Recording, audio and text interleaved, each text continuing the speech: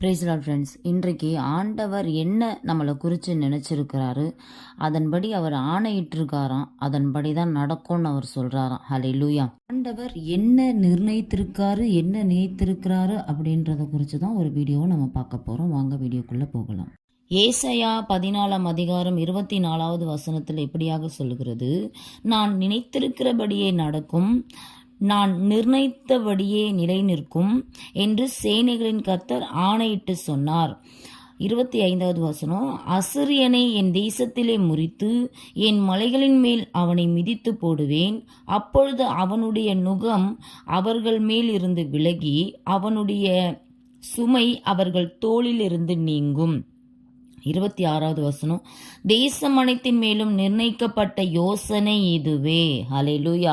தேசத்தில் ஆண்டவர் என்ன நிர்ணயிச்சிருந்தார்னா அதன்படி இது யாக்கோபு இஸ்ரவேலருடைய புத்திரர்களுக்கு, இது இஸ்ரவேலருடைய ஜனங்களுக்கு சொல்லப்பட்ட இந்த வார்த்தை. ஏன்னா அவங்க அடிமையாக்கப்பட்டிருந்தாங்க, அவங்க ஒடுக்கப்பட்டிருந்தாங்க. நேற்று தினத்தில் ஒரு வசனத்தை நான் போட்டிருந்தேன், ஒடுங்கினவன் ஒழிந்து போனானே அப்படின்னு சொல்லி. யார் அந்த ஒடுக்கினவன் அப்படின்னு பார்த்தீங்கன்னா, அவன் வானத்திலிருந்து விழுந்து போனவன். அவன்தான் ஜனங்களை ஈனப்படுத்தி வச்சிருந்தவன். அவன்தான் அவர்களுக்கு சுமைகளை கொடுத்து, அவர்களுக்கு பாரங்களை கொடுத்து, அவர்களை கஷ்டத்தின் வழியா நடத்தி வந்தவன். ஹல்லேலூயா.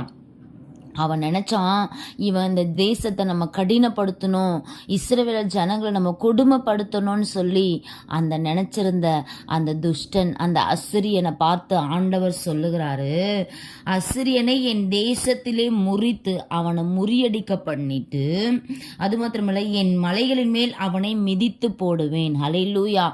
ஆண்டவர் அவனை மலை மேல வச்சு அவனை என்ன பண்ணுவாராம், மிதித்து போட. அவர் தாங்க கண்மலையாகிய கிறிஸ்து. அதனால தான் அவனை அது மேலே வச்சு அவனை மிதித்து போடுவேன்.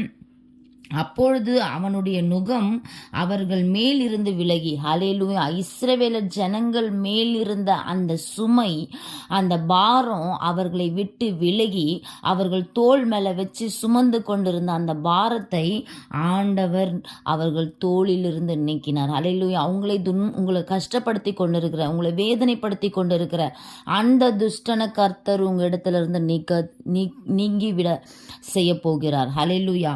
அது மாத்திரம் பாருங்க, தேசம் அனைத்தின் மேலும் நிர்ணயிக்கப்பட்ட யோசனை இதுவே, சகல ஜாதிகள் மேலும் நீட்டப்பட்டிருக்கிற கையும் இதுவே என்றார். ஹல்லேலூயா. ஆண்டவருடைய கரம் நீட்டப்பட்டிருக்கிறது.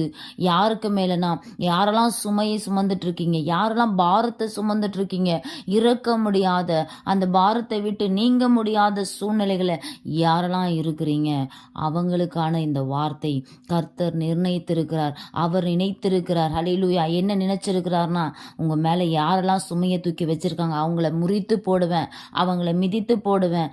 அப்போதான் அவங்க உங்க மேல வச்சிருந்த அந்த பாரத்தை நீங்கும்னு சொல்லி கர்த்தர் சொல்லுகிறார். கர்த்தர் தாமே இந்த வார்த்தைகளை ஆசீர்வதிப்பாராக. ஆமீன்.